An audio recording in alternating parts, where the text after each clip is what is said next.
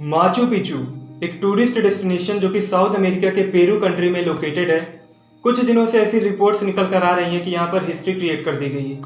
तो आखिर ऐसा क्यों कहा जा रहा है? हाय एवरीवन, मैं हूँ सिद्धार्थ श्रीवास्तव और आज हम जानेंगे historic sanctuary of Machu Picchu की एक बहुत ही बड़ी अचीवमेंट के बारे में।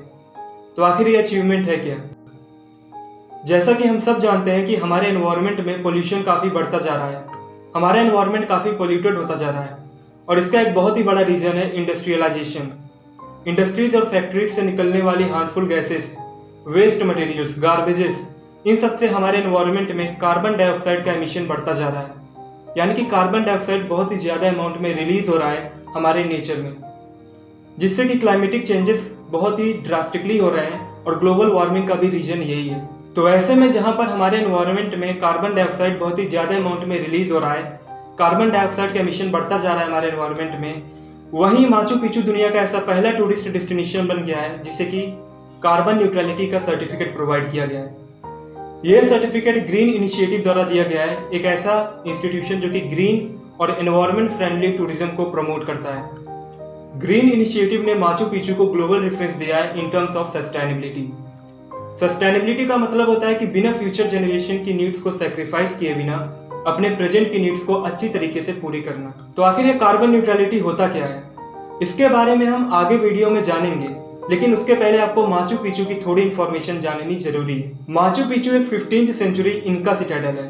अगर आपने ये टर्म इनका सिटाडेल पहली बार सुना है तो इनका एक एम्पायर हुआ करता था और ये इनका एम्पायर का एक सिटाडेल है, यानी कि किला है, इसलिए इसका नाम इनका सिटाडेल है।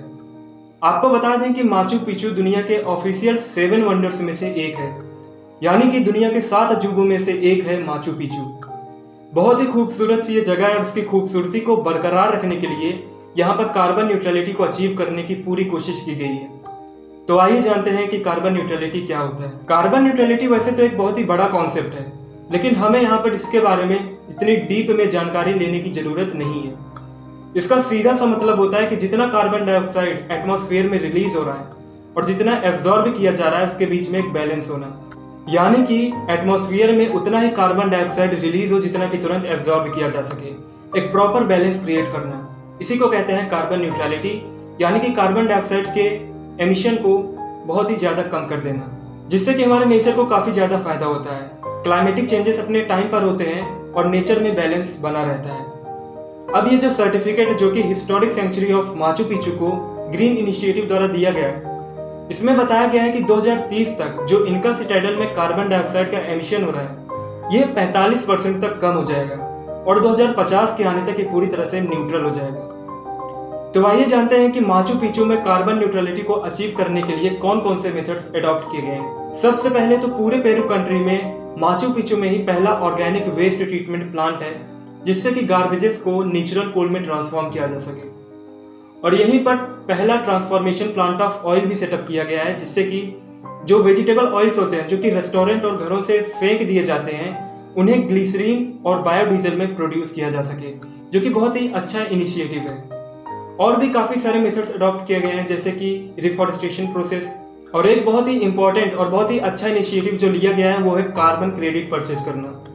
कार्बन क्रेडिट एक परमिट होता है जो कि कंपनीज को एक certain amount of carbon dioxide release करने की परमिशन देता है, उससे ज़्यादा नहीं।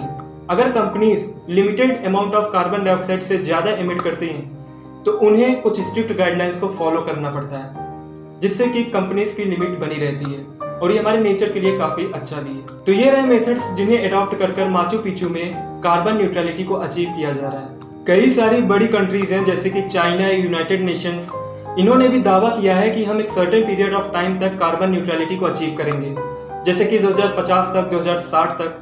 बहुत ही डिफिकल्ट सा टास्क है, लेकिन इम्पॉसिबल नहीं है, अचीव किया जा सकता है। तो आप बताना कि आपको माचू पिचू का ये इनिशिएटिव कैसा लगा और क्या इंडिया में भी ऐसा इनिशिएटिव लिया जाना चाहिए। तो मिलते हैं नेक्स्ट वीडियो में ऐसे ही अमेजिंग टॉपिक्स को लेकर। तब तक take care and be safe.